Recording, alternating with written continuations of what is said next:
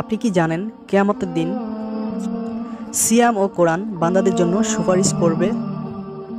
রাসূল সাল্লাল্লাহু আলাইহি ওয়াসাল্লাম বলেছেন, সিয়াম ও কোরআন বান্দাদের জন্য সাফায়াত করবে।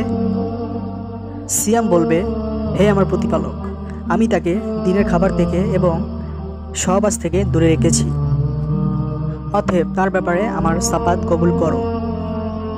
কোরআন বলবে, হে আমার প্রতিপালক, আমি তাকে কোরআন ঘুম থেকে দূরে রেখেছি, অতএব তার ব্যাপারে আমার সুপারিশ গ্রহণ করো। অতঃপর উভয়ের সুপারিশ কবুল করা হবে। সুবহানাল্লাহ। আল্লাহ আমাদের রমজান মাসের সিয়াম কবুল করুন, আমিন। আল্লাহ তাআলা আমাদের সবাইকে হেদায়েত দান করুন এবং 5 ওয়াক্ত নামাজ পড়ার তৌফিক দান করুন। ভিডিওটি যদি ভালো লাগে আলোর পথ চ্যানেল সাবস্ক্রাইব করে সাথেই থাকবেন এবং ভিডিওটি লাইক দিতে ভুলবেন না। সাথে সাথে ভিডিওটি শেয়ার করে দিনী ভাইদের প্রচারের স্বার্থে উপকার করবেন। আল্লাহ হাফেজ। নেক্সট ভিডিও দেখার জন্য ধন্যবাদ।